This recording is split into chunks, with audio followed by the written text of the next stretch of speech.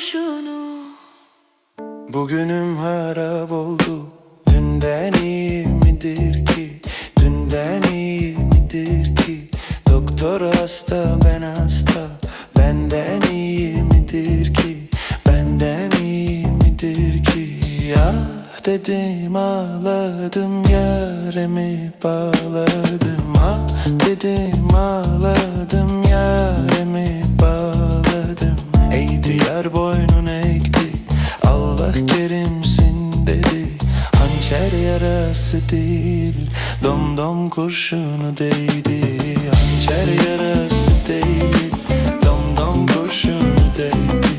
Gel gel gümüle, gel gel gümüle, gel gel gümüle, gel gümüle, gel gel gümüle, gel bölüme, domdom kurşunu.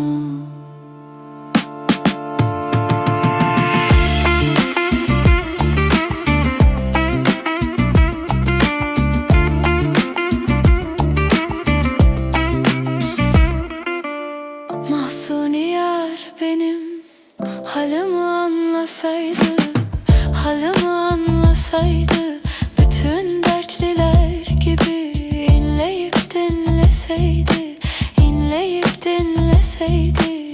Ah dedim ağladım, yaremi bağladım. Ah dedim ağladım, yaremi bağladım. Ey diyar boynun eğdi, Allah kerimsin dedi. Hançer yarası değil, domdom kurşunu değdi. Hançer yarası değil, domdom kurşunu değdi. Gel gel gümüle, gel gel gümüle, gel gel gümüle, gel gülüme, gel gel gümüle, gel bölüme, domdom kurşunu değdi.